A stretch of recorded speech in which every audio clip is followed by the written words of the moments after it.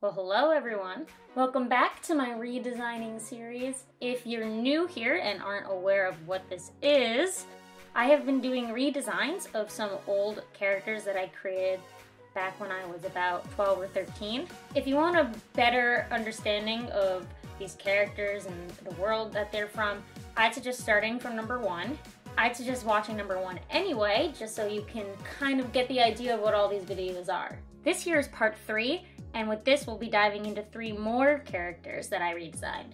I've already redesigned 6 characters, so with this will be 9. For a quick summary, these characters were animal-based. They lived in our world, but they were originally from a fantasy world, so when they have their animal forms, I wanted to give them more of a fantasy look to their outfits than what they originally had. Back when I originally designed them, all I knew how to draw were simple shirts and pants. I had no clothing ideas at all. I did not understand how to design characters besides hairstyles. So with this, I wanted to really push the fantasy look. I've been using D&D classes to help me decide on what kind of outfits these characters would have based off personalities and fighting types. So with the little intro out of the way, let's just dive right into the first character of this episode. So first up, we have this cute little butterfly girl. Her name is Kinu, and she had healing abilities. Because she is a healer, the obvious class choice for her was a cleric. She's a very sweet, bubbly girl. She's very friendly and kind. She wasn't a main character in the original story, but she was always a character I liked to draw or include where I could. There is something about her that I wish maybe she was more prominent in the story. So I've already drawn a body structure for her. I do this with all the characters. I draw out a basic pose for everyone before I go into all the details. So first thing was to design her hair. She always had a middle part and like 2 side bangs coming down. They originally, I think, were supposed to be kind of like the antennas of a butterfly, but they don't really look like that. So I've scrapped the whole antenna thing and I'm just straight up giving her these little side parts that come off of her. I'm keeping the little middle part, but now it's a little rounder than just a middle split, so she has some bangs. Her pigtails were always a very specifying part of her character design. I did not want to get rid of them.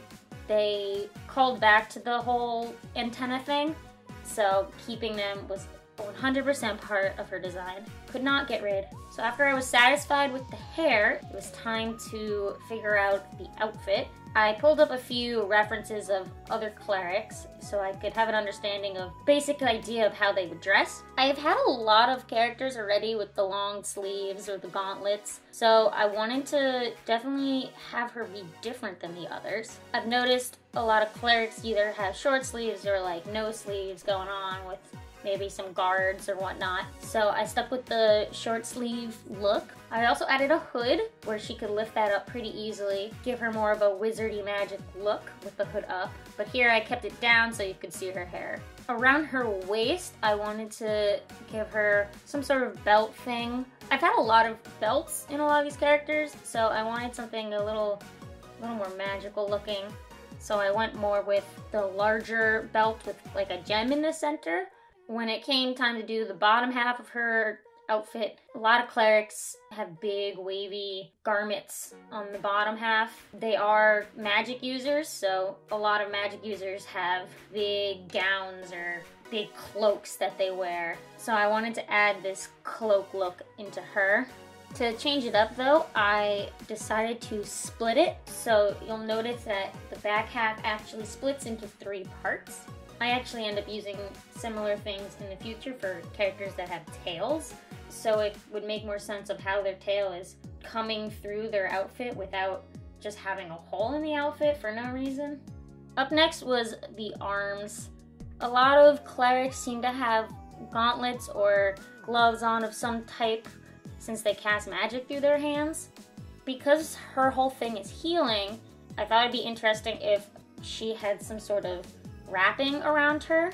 Either they are there so she has easy access to wrapping if she can't fully heal something, or possibly her magic affects her as well.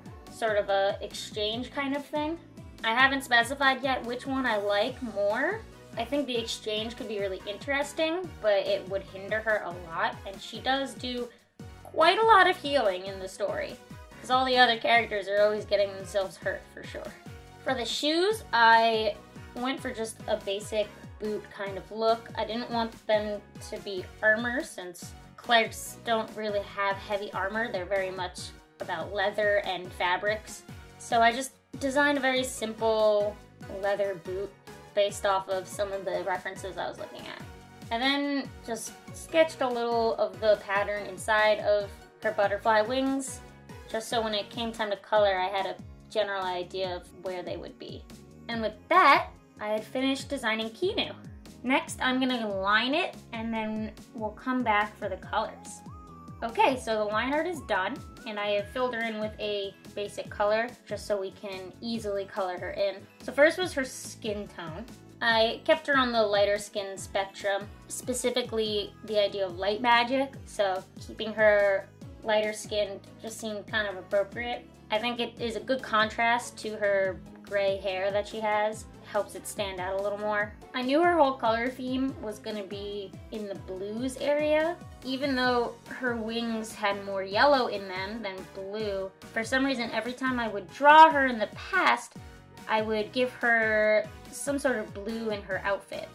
Her eyes are blue, so I think this could have something to do with it. But honestly, I think blue is a really nice color on this character. So because of that, I wanted to keep everything in a blue range, even the blacks and the grays. So you'll see when I pick her hair color, I pick a gray that has a little bit of blue in it. Her eyes, like I said, are blue, so I think this helps them stand out a lot. So she has bandages wrapped around her, and I knew they would be white since they're bandages, so I easily knocked the colors of that out.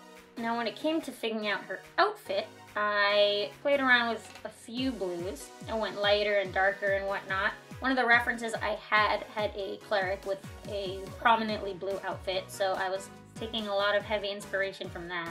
I decided just to color the whole thing with blue first, see what it would look like, and then figure out what kind of pattern or whatnot she would have later. In order to keep everything uniform, I decided that her accent colors would definitely be gray, or at least within a black-gray range.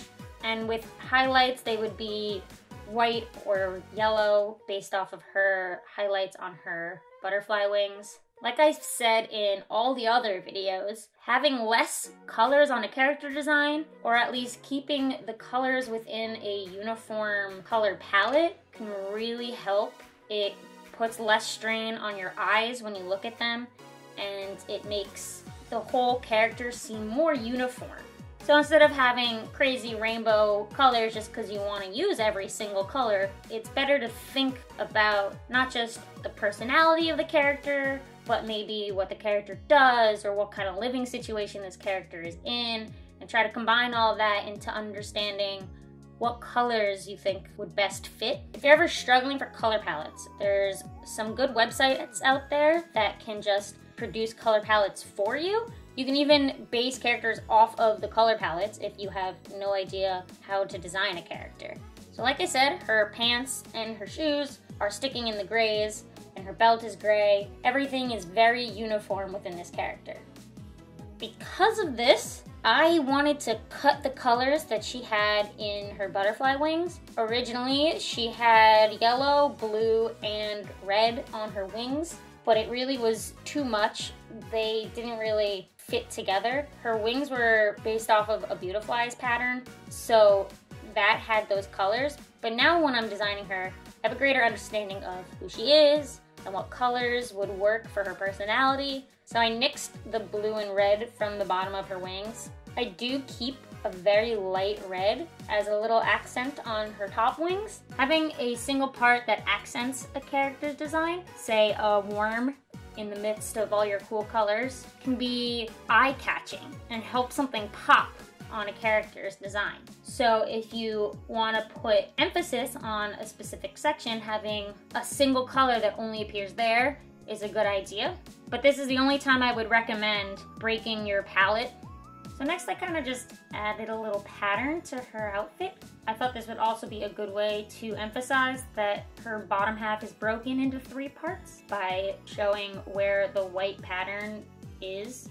Again, I'm using a very blue-white color. It is not pure white. It is more of a light blue than white. I am not only keeping it within the blues range, but since it's white, it fits in with the grays and blacks that I have going on. The pattern on the front of her cloak is just something completely random that I kind of played around with until something cool happened. I had no rhyme or reason for the pattern. I just thought having something there would make the outfit look a bit more put together. In her original outfit, she had a big white middle part on her shirt.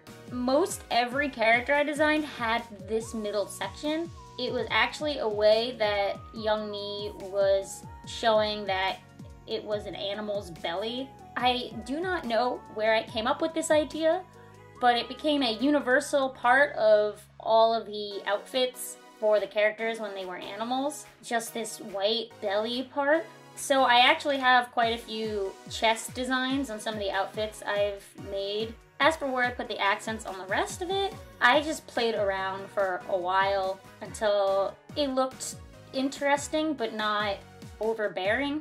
I really wanted to make sure the blue was the main color and the accent was the white and not the other way around. So I didn't go full white with the hood or the top half. Finally, I just accented some parts of the boots and I had them match her upper half so everything became uniform. And with that, I had finished Kinu's colors. So I'm gonna speed through me shading and then we will come back afterwards.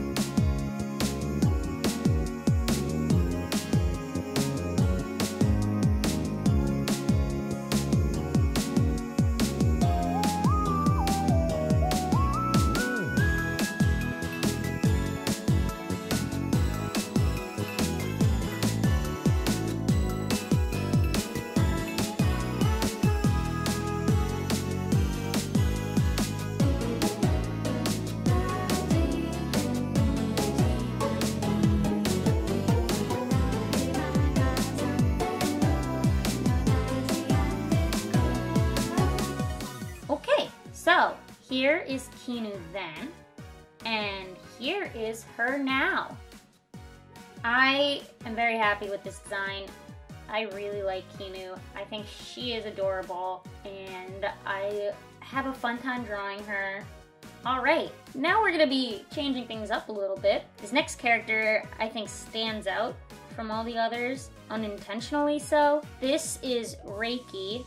He is a dog, but his special ability is super strength. Because of this, I decided that a monk would make the most sense for his character. However, this character is very interesting because he's kind of a shy little nerd. His personality is very much the opposite of what you might think someone with super strength would be like. He's very shy and introverted. He has his face in his books all the time. He has big glasses that he wears, you know, a stereotypical nerd. Even though he does not act like someone who can punch your lights out, he definitely can do such a thing. So because of this, I wanted to make sure his body type reflected someone who has super strength. So I wanted to make sure that he looked strong and muscular, and his face also represented that. So I wanted to give him more of a square jaw. So I drew a pose for him already. I wanted to give him a very neutral fighting pose. I decided that he wouldn't have glasses when he was an animal. I was thinking about how in this fantasy world, I don't know how he would get glasses. I don't think they were advanced enough for that. So he's just really blind, or his eyesight is suddenly fixed. Kind of like a Clark Kent Superman thing, where his glasses actually are fake, but he kind of just wears them for aesthetic. So when it came to designing his hair, I wanted him to look extremely neutral. I didn't want any crazy hairstyles or anything like that, because he doesn't like to stand out. So having him just kind of look very generic was what I was going for.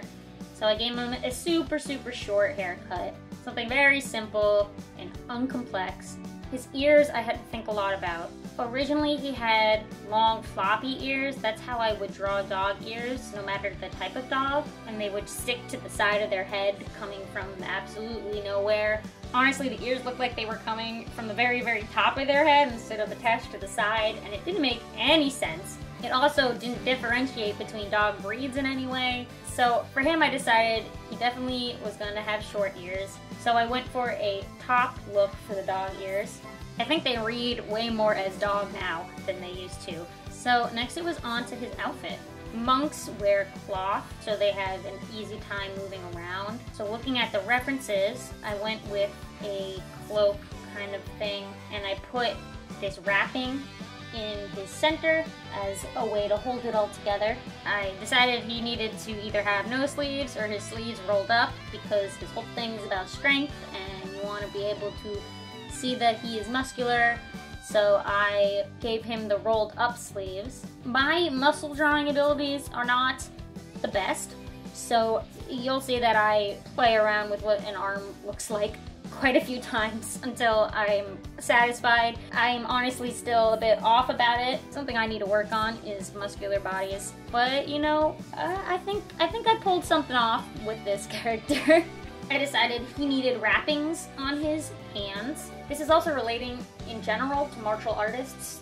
When you think about them, a lot of the times they wrap their hands up when they are fighting so as to not injure themselves. It's actually something a lot of sports players do. When I was in volleyball, we used to wrap up our arms or our hands, especially for spikers. It was a way to keep your arms stiff and prevent injury if you were feeling strain on your wrists already.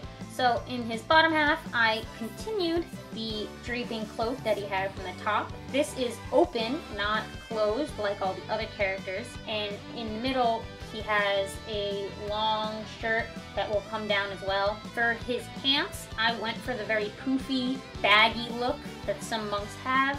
You can also watch me badly attempt to draw feet, my least favorite thing to draw, because for some reason I can never ever get them right. They always look weird, but I kind of just live with it at this point. I also decided to wrap his feet since I didn't want shoes on him. I thought, well, he needs something to protect his feet if he's going around kicking people and walking and running and whatnot. So adding wrappings there also tied it back to the top half. I then added a bit of an accessory where I tied a rope around the middle part of his outfit. It definitely added something unique, but it kept it within the theme of his outfit. It wasn't something out of left field that I just kind of put on him. Alright, so his sketch is done. I'm gonna line him and we'll come back to color. And we're back. So his line art is done, and I've filled him in with a random color. And we're just gonna go right into his colors. So first off is skin tone. So Reiki's look was always going to be more of an Asian descent. I didn't want to make him so pale though.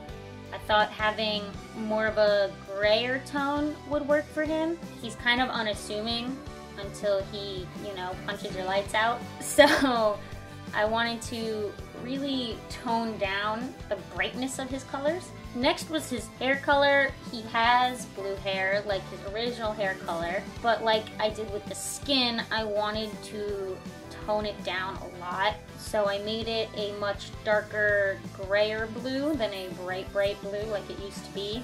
This also helps me differentiate it from my Nasu, a character from episode 1, who also has blue hair, but her hair is brighter than his for sure.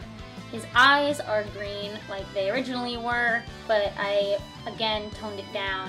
Next were the wrappings. They're wrappings, so they were white, so I didn't think too hard about that. I made sure to make it off-white, so it's not pure white, as to, again, keep it toned down. Next came the harder part, which was deciding colors for his outfit. So, again, I wanted to keep him blue, but I also wanted to make sure to add some sort of black or gray to his outfit. His original look, he had a black spot on his eye, but I nixed that completely since I am not adding skin differences. There's no more markings on skin or anything like that for characters. I wanted to bring it all directly into the outfit. So with Kinu, I kept her a very light blue since she was all about light and healing, and she was a very happy-go-lucky character. So to really differentiate them, I went with the darker blue, which also fits more with his original outfit colors as well.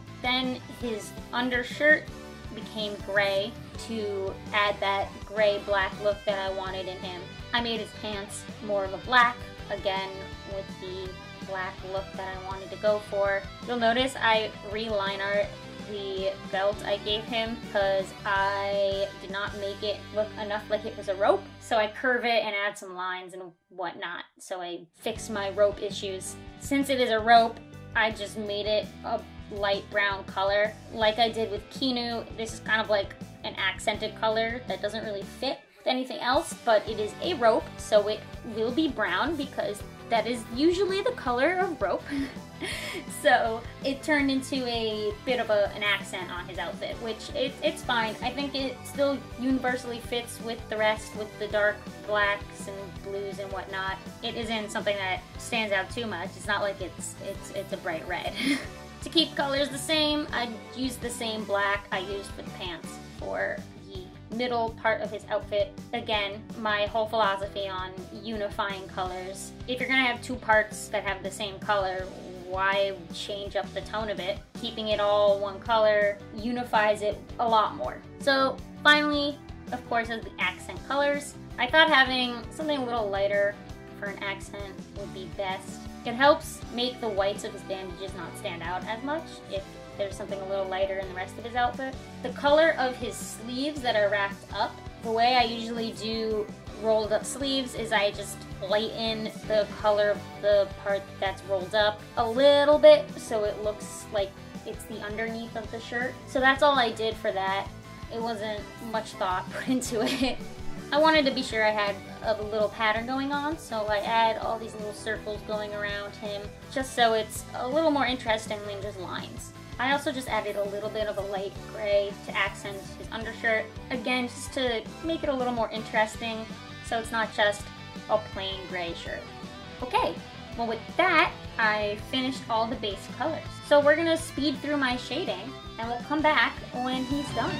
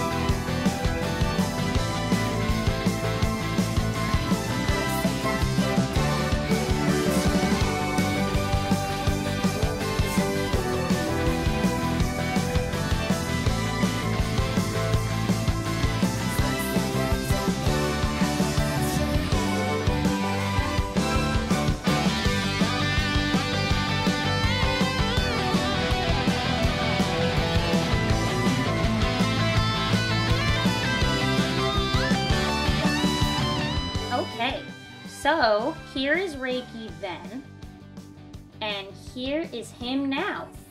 I'm very happy with how this came out. Like I said, I struggle a little bit with muscular characters, but for where this is, I'm pretty happy with it. He looks very serious, which is definitely something that his character is. I like the contrast of him being a little quiet nerd, but then he also is extremely strong and is not afraid to clock you if you wrong him. Alright, it's time for the last character of this episode. I'm gonna tell you now, this is my favorite character. He is not a main character, but I don't care because I love him a lot and I don't know why. He's just very important to my heart. I think it's because he is an absolute asshole, and there is something about asshole characters that I'm just all about them. So this is Shuki. He is a lot. He's a skunk, and he has the ability to control sound waves. I honestly am in love with the contrast, because when you think skunk, you think smell, but instead it's sound. I don't know why I like that a lot. There's just something I'm totally into. He is a music head, like crazy into music. He always had headphones on, or I had some drawings of him carrying a guitar, playing the piano, or all this other stuff. If he existed today, he would definitely have a SoundCloud, I will tell you that. He does not play by the rules. He's a troublemaker. He doesn't like listening to authority or anyone even his own age. He is on his own track in life, and he does not care about anybody else. Because of this, the perfect D&D class for him, I thought, would be a rogue. Rogues have a special place in my heart too, because they are my go-to class when it comes to making my D&D characters. I've played quite a few rogues in my lifetime, some smarter than others. So, like all the other characters, I drew a very basic pose for him. I decided from the beginning that I had to put his headphones in. His headphones were a very key component to his character design.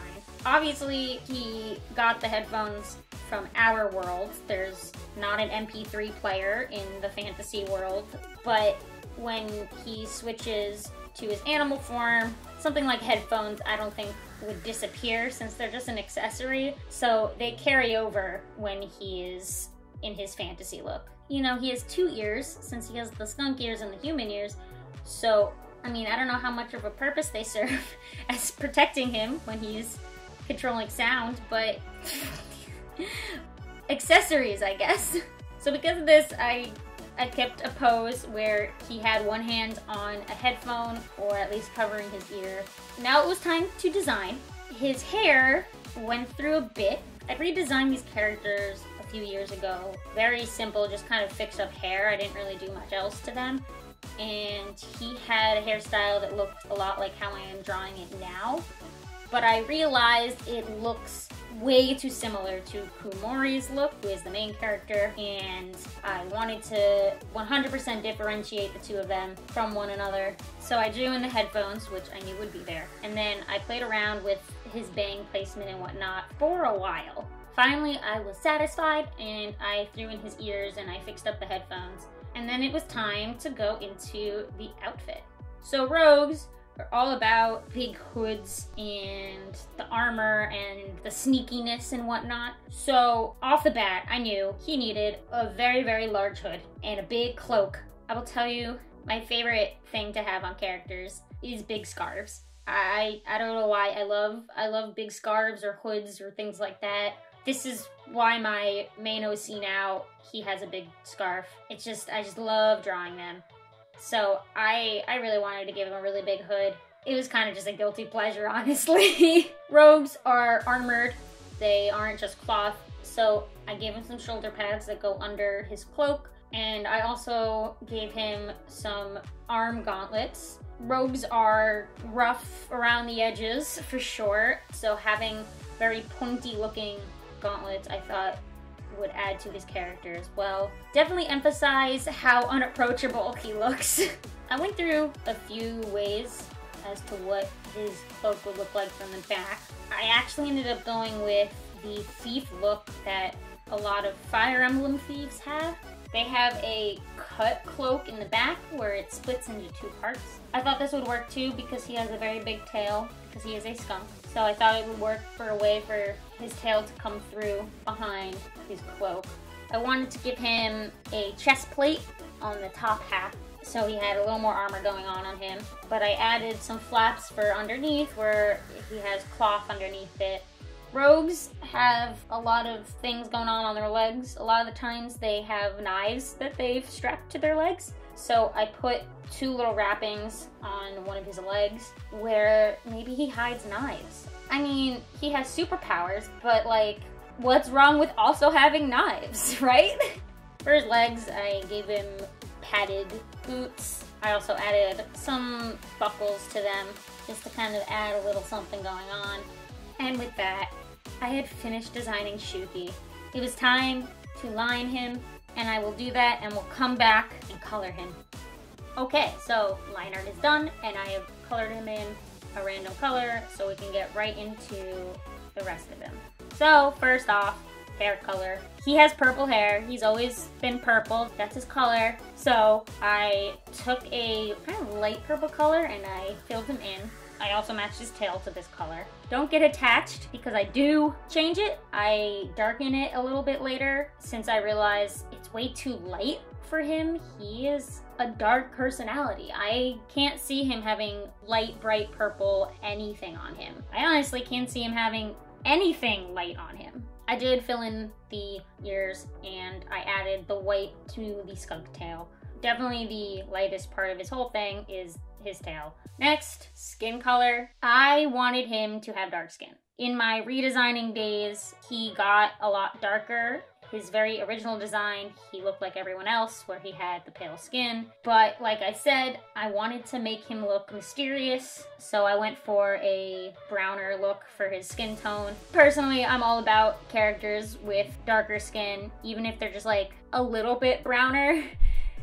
I'm all about that. I think it's a lot more interesting to play with darker skin tones and lighter skin tones. There's something about the browner color that just accents different things when it comes to hair and clothes and whatnot. I'm all about it. His eyes were orange. They were always orange. I just decided to make them a bit darker than a bright orange. Then it was on to the clothes. To keep it all in the same range, I started with the color I picked for the hair, and I darkened it as to keep it all within the same purple. You know, there's a lot of purples out there, so I just wanted to make sure it was uniform. I knew his outfit was gonna be dark, so I went for a very dark purple, but not black, because there will be other black parts within his outfit, and I wanted to make sure you could differentiate between what is his cloak and what is just his shirt or his pants.